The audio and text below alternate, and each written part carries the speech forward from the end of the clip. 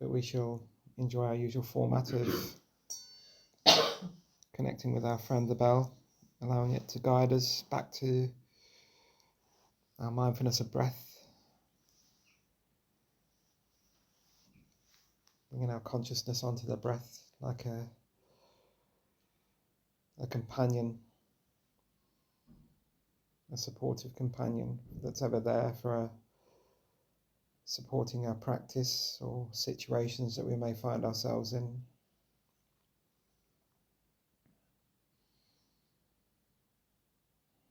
The simpleness and the simplicity of the practice of just breathing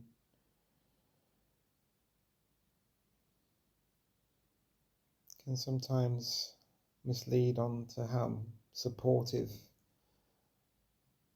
just remembering to breathe can be to ourselves, our emotions, our feelings, and our responses to the world.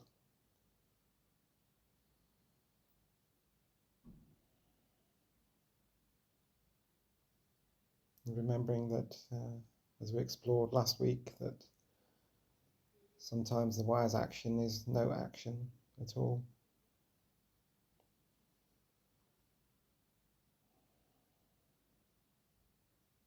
So I invite you now to just adjust our positions so that we're in a place of comfort, a place where we can enjoy a attentive but relaxed posture.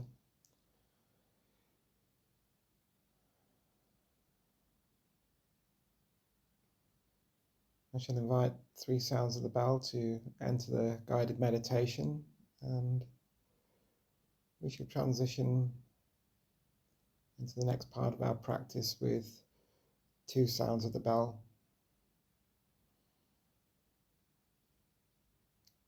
Where we can enjoy some dialogue around wise diligence, and then the opportunity to connect with each other from our hearts, ask questions,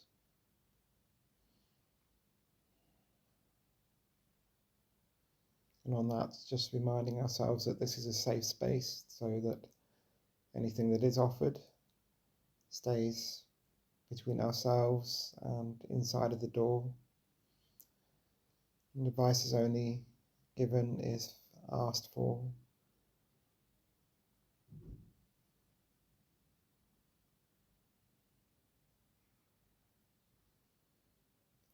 So as we slowly close our sense doors to our sense objects of sound, light,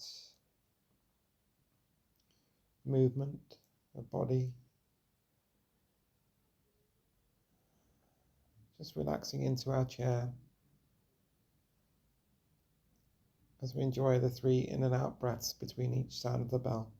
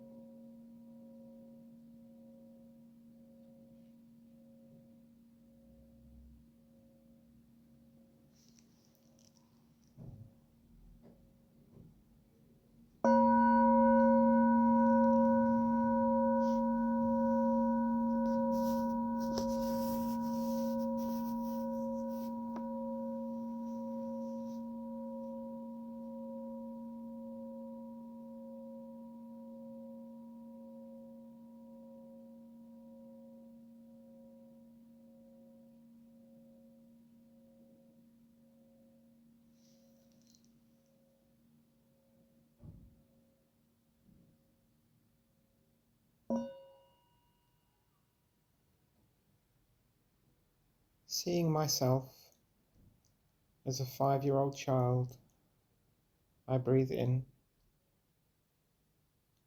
smiling to myself as a 5-year-old child, I breathe out, myself 5 years old, smiling as myself 5 years old.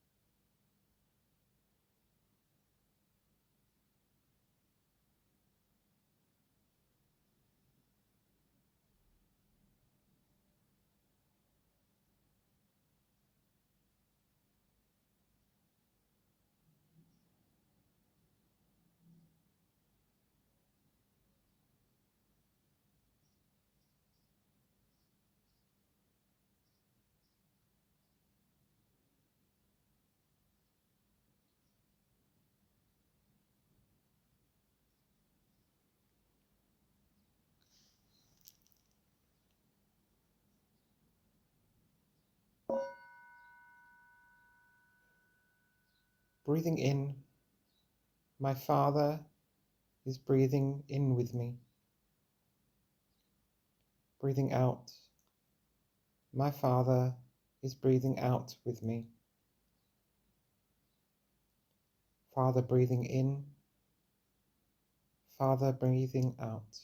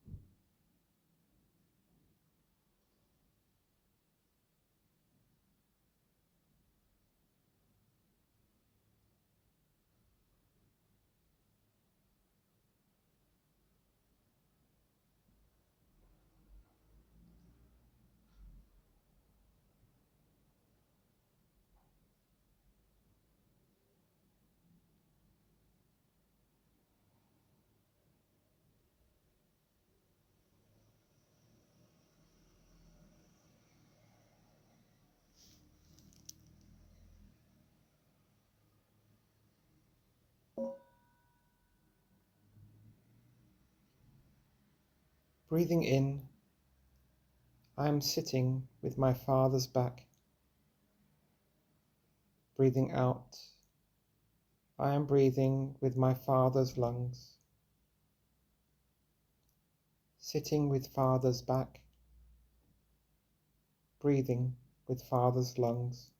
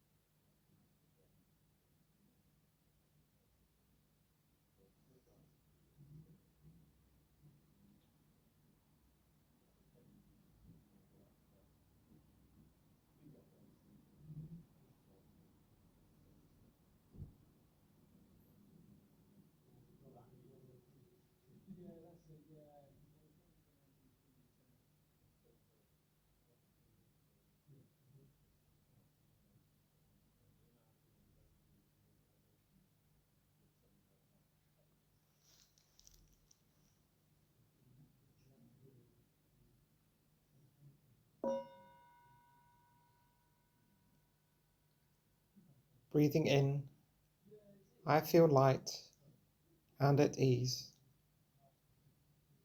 Breathing out, Daddy, do you feel light and at ease?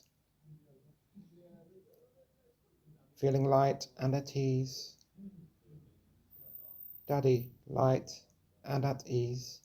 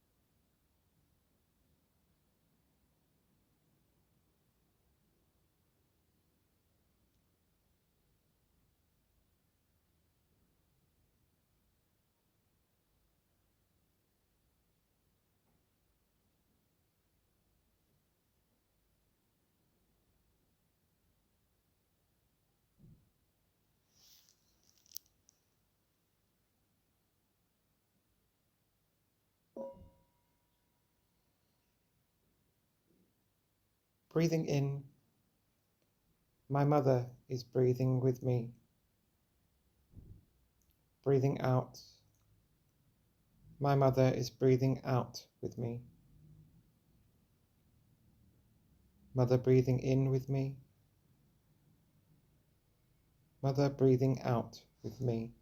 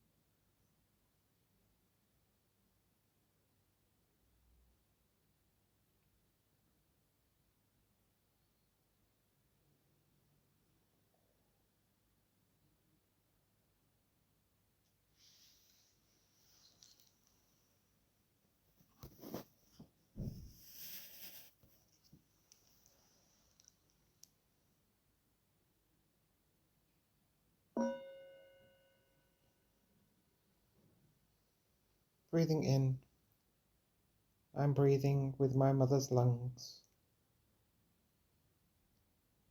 Breathing out, I'm sitting with my mother's back. Breathing with mother's lungs. sitting with mother's back.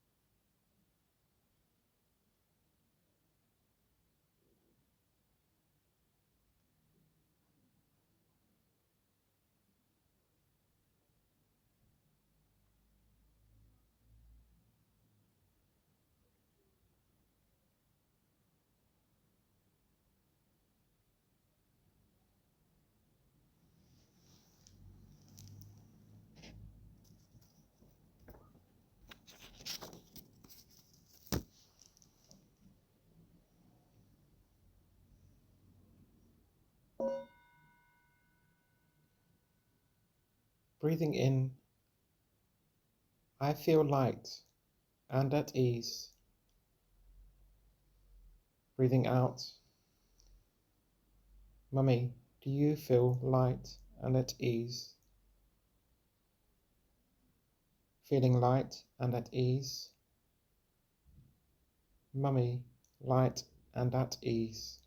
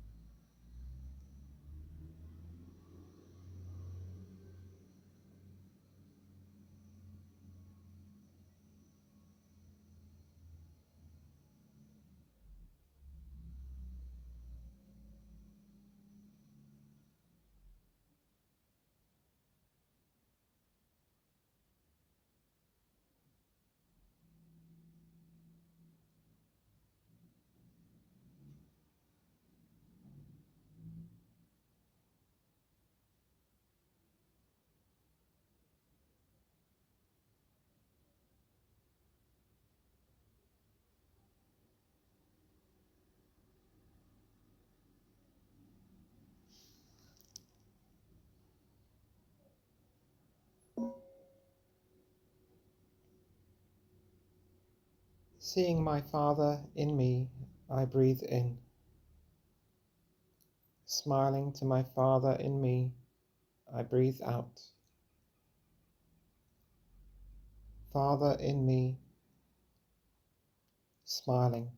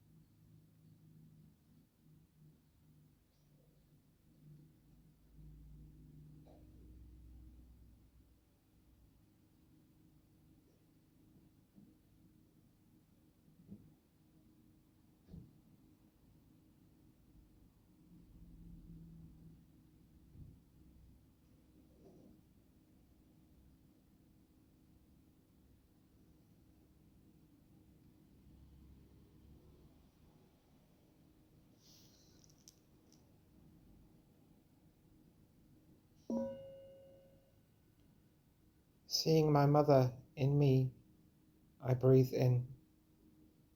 Smiling to my mother in me, I breathe out. Mother in me, smiling.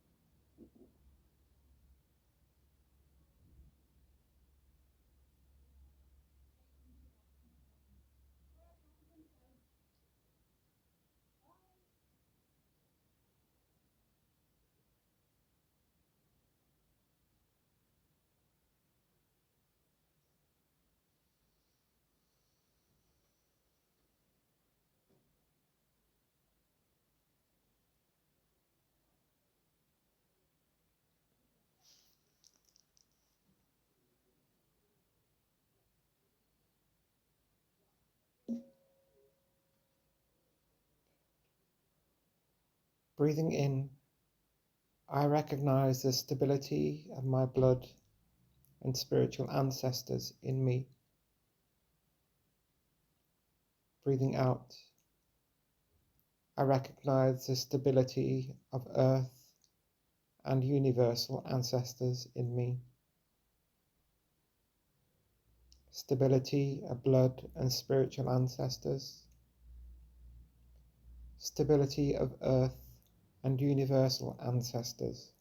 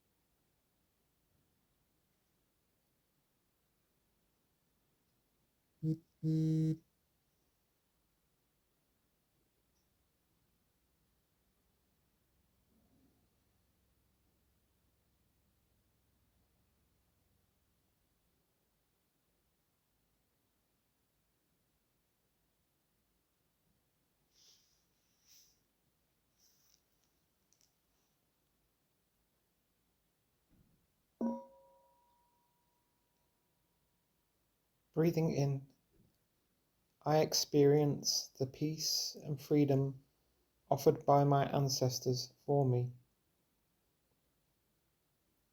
Breathing out, I am determined to offer this same peace and freedom for our descendants. Ancestors offering peace and freedom for descendants.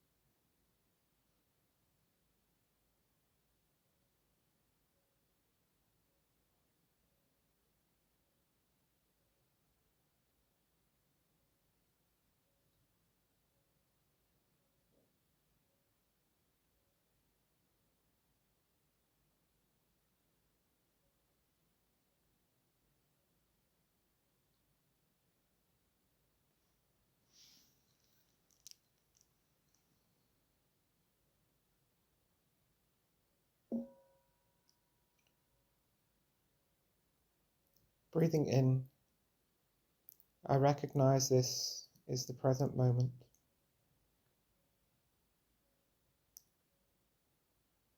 As I breathe out, I understand this is a wonderful moment. Present moment, wonderful moment.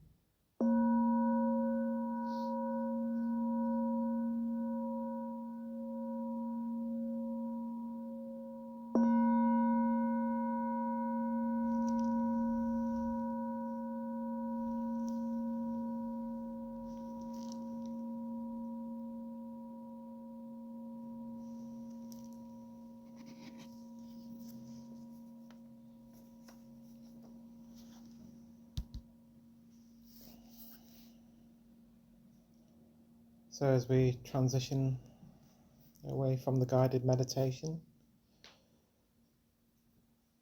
just invited to bring some gentle movement back into the body,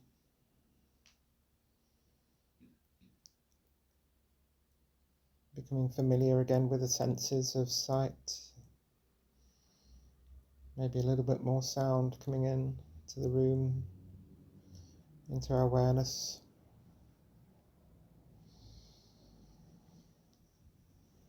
We like to stretch the body, bring gentle movement back in from the toes up through to the fingertips, into the spine, the neck. Just relieving any pressure that may have built up.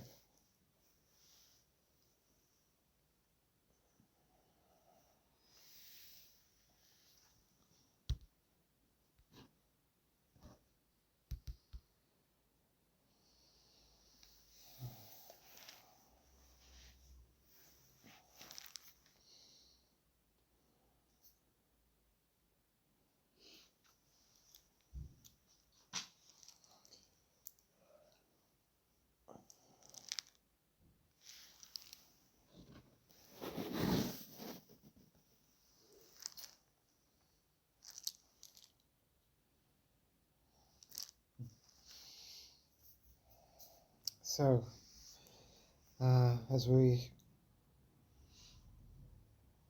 move on a little bit further into the Noble Eightfold Path, today we're looking at wise diligence, or sometimes offered in the classical terms as right effort. And this is translated from the Sanskrit of Samyak Pradhana. And it's seen as the energy that propels us along the Noble Eightfold Path. With this in mind, we can see the interbeing nature of where it connects with all aspects of this teaching offered by the Buddha.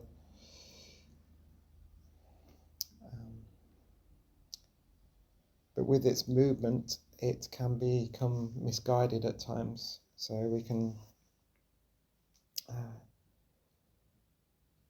see it being directed at attaining material objects or sensual pleasures. We can be very diligent in grasping things and acquiring wealth. Even down to the sticky subjects of substance abuse. We can become very diligent in how we acquire things. Similarly, this ceaseless toil for wealth and recognition, or as an escape from everyday life, can often be misplaced. And our acquisition of these aspects of life can seem very diligent, so we can seem like very good practitioners.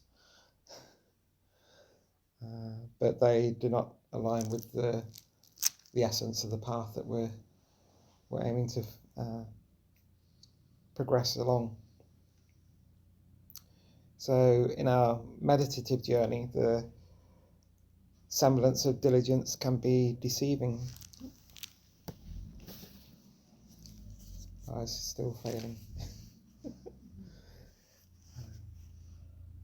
If our practice distances from the truth or our loved ones, then it's a sign of a misdirected effort. So similarly, where we can be diligent in gaining wealth and such like, if our practice becomes too austere and pushes us away from our loved ones and our friends, then this again is seen as an unwholesome diligence.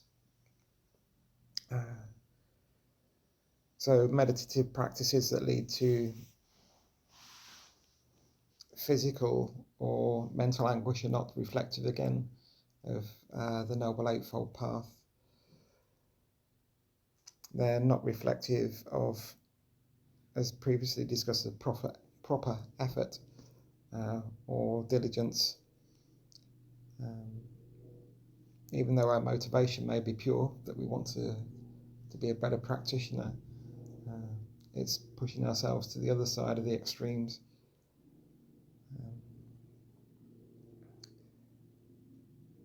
So this can lead to that interbeing nature eschewing aspects such as right view or wise view, wise thinking. True practice is thoughtful and informed by a correct understanding of the teachings. It's not the intensity of the practice that defines our awareness and our progression as a practitioner, but it's our connectedness to the practice. That aspect of really showing up, being with whatever is apparent at this time within the body. We might have a head that's all over the place. That's great. Just sit with a head that's all over the place.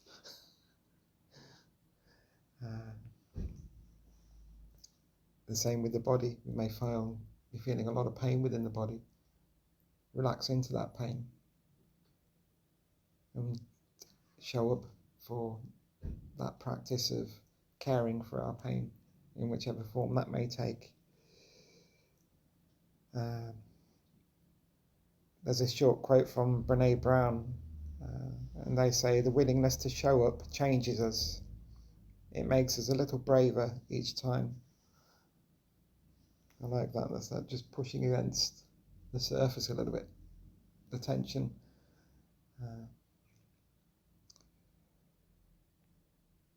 Within most of the aspects of the Noble Eightfold Path, we've had 4 pointers within each one of those, and not wanting to disappoint, we have 4 today.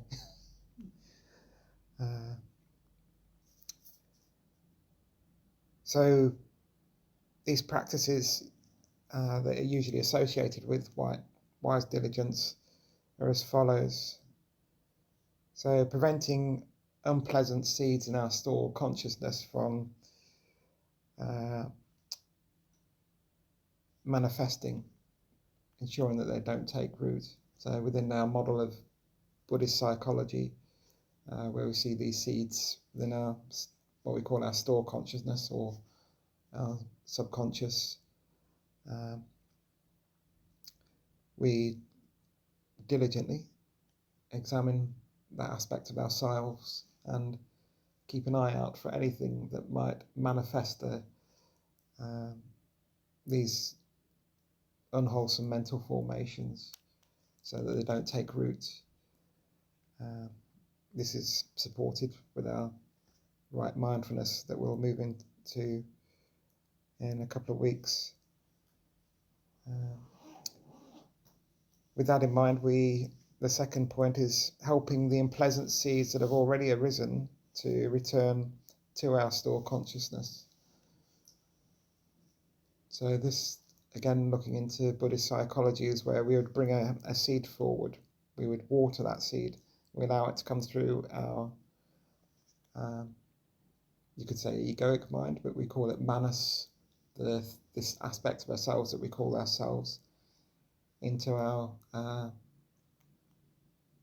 forward mind, in what we would deem as where we work with and connect with the everyday world around us. So again, keeping an awareness. So as soon as we recognize that, we bring mindfulness around to wrap it round in its mindful petals, and just encourage that unwholesome seed to retreat back into our store consciousness, so that we can take care of it there. So it's not going to manifest in any unpleasant way within our everyday lives.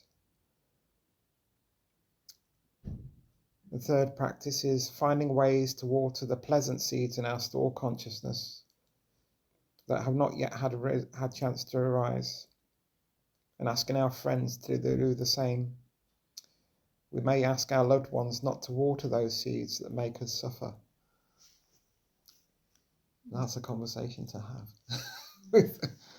So if we recognize triggers within ourselves, these seeds, that when they're brought forward, or when they're watered by another that cause us to react or respond in a less desirable way within our closer relationships. If we feel comfortable to do so, we may like to bring that forward and say,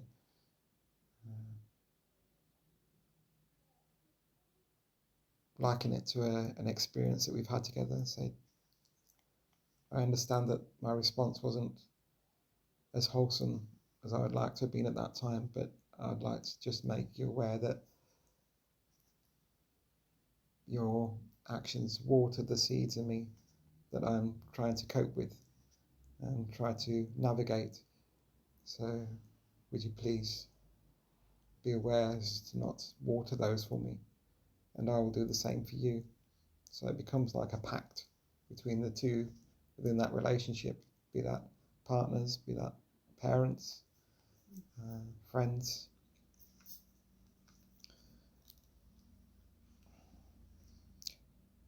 And the fourth practice here is nourishing the wholesome seeds that have already arisen, so that they will stay present in our mind consciousness and grow stronger. And this altogether is called a fourfold diligence. So much as we bring mindfulness around the unpleasant seeds as they manifest within our mind consciousness, when we have the joyous seeds and the positive seeds, we water them more.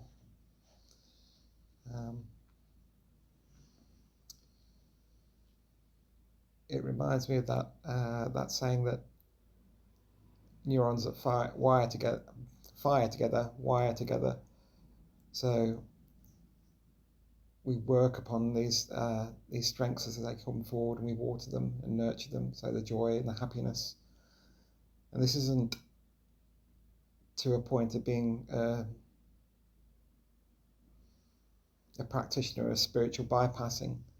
It's just recognizing those aspects of ourselves that give us strength and make life more enjoyable for ourselves and for others.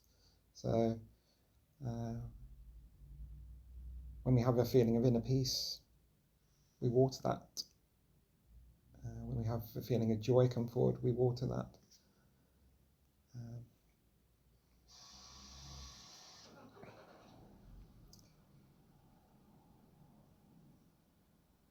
So within the Buddhist psychological model, it's offered that our store consciousness that we've just spoken of, there are many seeds. Within my tradition, we see it as 51, though I believe that it's been expanded to 54 just recently. And the many seeds that are beneficial to those, and some that are not beneficial to our transformation.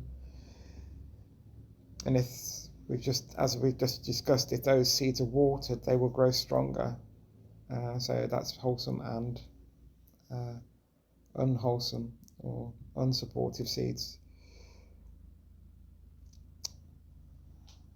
So understanding our physical and mental well-being is essential. It's important not to push ourselves into extreme asceticism or to become engulfed with sensory excesses.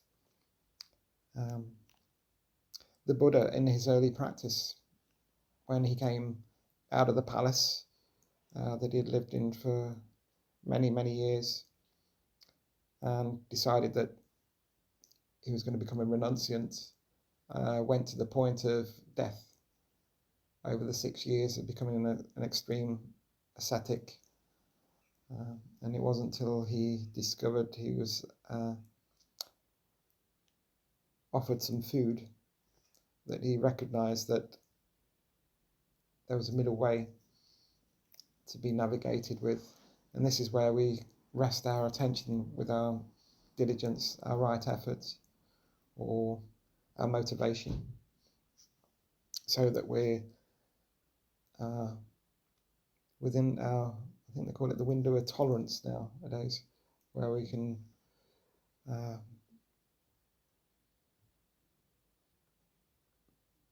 be our best practitioner be our best guide and our best support for ourselves and others around us.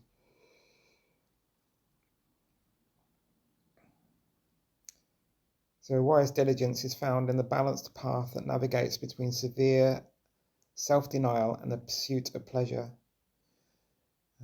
I see this aspect of the Noble Eightfold Path as a guiding rudder for our navigation on the river of practice and of life.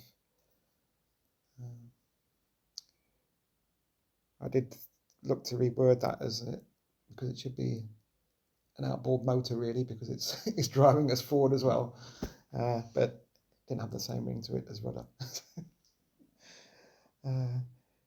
Indeed, the seeds of joy and happiness, compassion and peace and understanding require daily nurturing. As we tend to water these seeds, our hearts are filled with joy and awareness, which in turn nurtures their longevity. By attentively caring for those seeds, we cultivate a sense of well-being that inspires their growth and presence in their lives, promoting bright and beautiful flowers to grow from the compost of our unpleasant experiences. The act of maintaining positive mental states is a key aspect of wise diligence, guiding us towards deeper awareness and understanding.